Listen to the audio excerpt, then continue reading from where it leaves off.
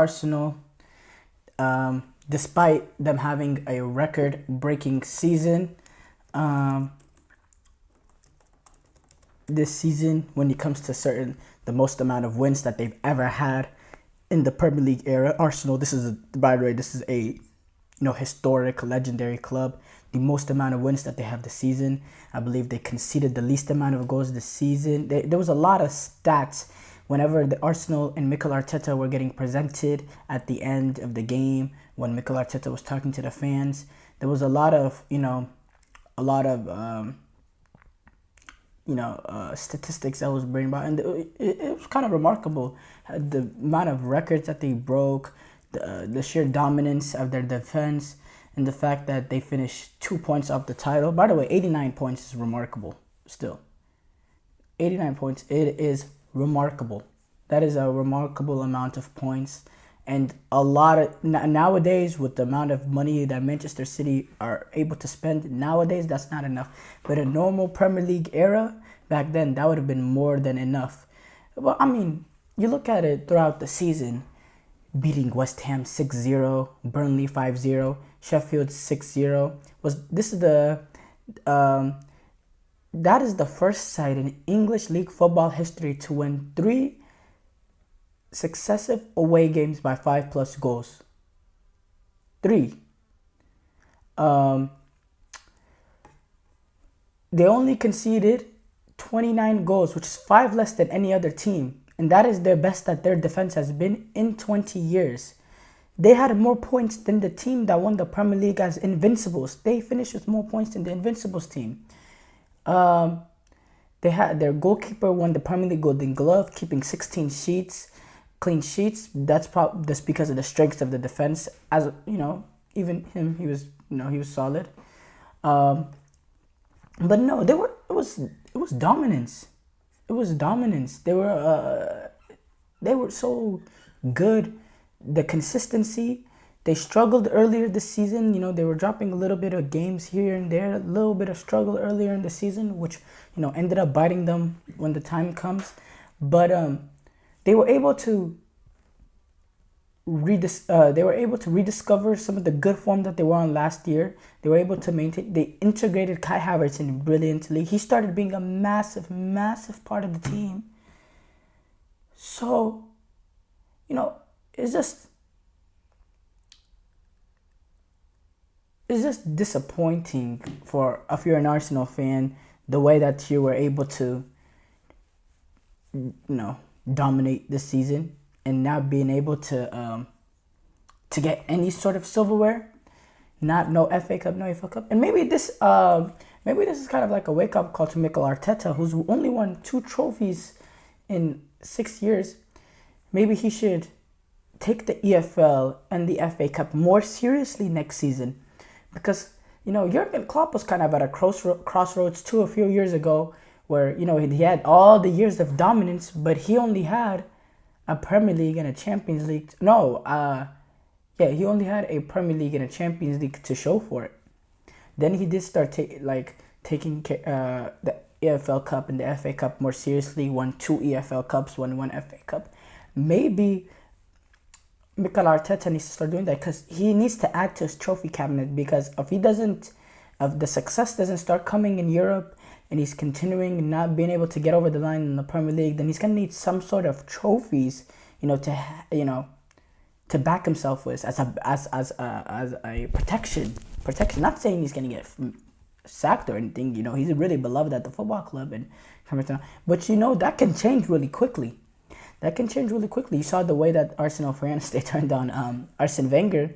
If they were willing to turn on Arsene Wenger, which is kind of like Mr. Arsenal, they'll have no problem with turning with me. In fact, they've went through their stages where they turned against Mikel Arteta. They did. They had those stretches. 2-3 years ago, a lot of people were Mikel Arteta out. So.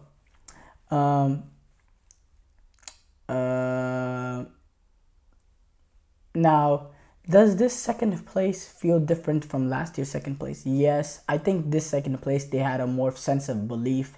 They had a more experience. And, last year there was always a sense of yeah, no, Manchester City, they're just gonna do it. Like, let's be real. It was only really, but this season, amongst the Arsenal fans, they were like, there was a little bit of belief there. Even though they all knew in the back of the mind they're eventually gonna fall short.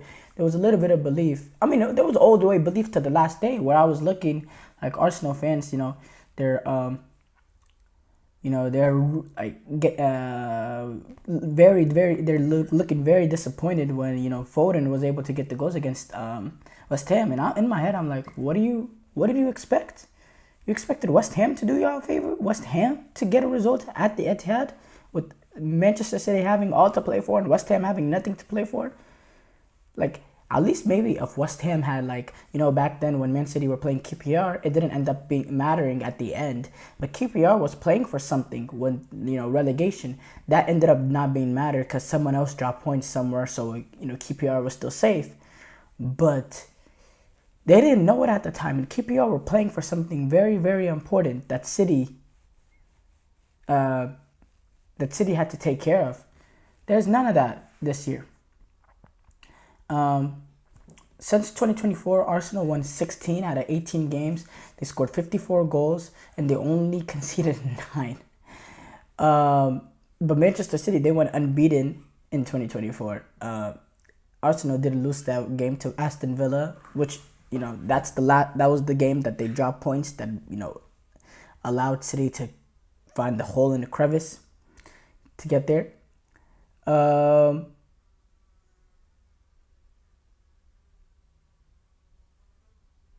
Actually, I made a mistake. When I said Arsenal finished with more points than the Invincibles team, I was wrong. The Invincibles team I'm looking at it right now, the Invincibles team had 90 points. That Arsenal team had 89. So I was wrong about that. But, it was still, you see, it was very, very close.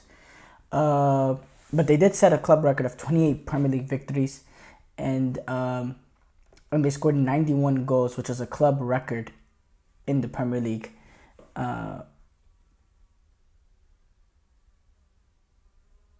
They were unbeaten against the Big Six, and they took 22 points from 10 games against City, Chelsea, Liverpool, and Tottenham. And they had the best defensive record within those teams. Everything was just so tight. It was all marginal. It was, if this goes this way, if this goes that way, but that's what it's like in a title race going against Manchester City. It is. Manchester City, they lost, like, in these last 6 years, the one title they lost to Liverpool didn't come down. It was a Liverpool, they ran away with it within the first 4 or 5 months. We knew that they were going to win the Premier League. City were just way off it that year compared to their standards. I still think they had like 80 plus points or something, but it was clear from way earlier in the season, this Liverpool, they're running away with it. But every single title race that came down to the wire, Manchester City were always the ones that won it because they were always clinical. Once you gave them an opportunity to take the lead, they never looked back. They kept it consistent from there. They relish under the pressure of playing with someone chasing from behind them. They relish that kind of pressure. They enjoy it. They dominate through that pressure. They don't crack. They don't fold in that pressure. And Arsenal, they folded when they lost to Aston Villa. They folded. You go back to that game, Aston Villa, that game was kind of like a representation kind of this title race. In fact, that they start off very, very well, but Aston Villa, they were solid though. Aston Villa, they stayed true to their identity. They waved the storm, and then Aston Villa in the second half, they steadily, as the game stayed 0-0, the more pressure got onto Arsenal to get the breakthrough, to get the 3 points, but then Aston Villa started picking up confidence, moving the ball from one side of the pitch to another, collectively attacking forward, and eventually getting the goal and then getting the second on the break. And there's that. Manchester City, there's your opening. And then once you give them an opening, run away with it. And that's kind of how the title race goes. I really do believe if Arsenal, they want to win the title next year, they gotta they can't let it be close. I mean, and that's crazy to say with the way. But if Manchester City, if they're gonna continue, if there's no drop off in them, if they're gonna continue with these 90-point seasons, I don't see how Arsenal does it. Just because of the way Manchester City, they relish playing in these title races, and they're not scared of teams chasing them from the back and from behind. In fact, I think that kind of elevates their performances, which is crazy.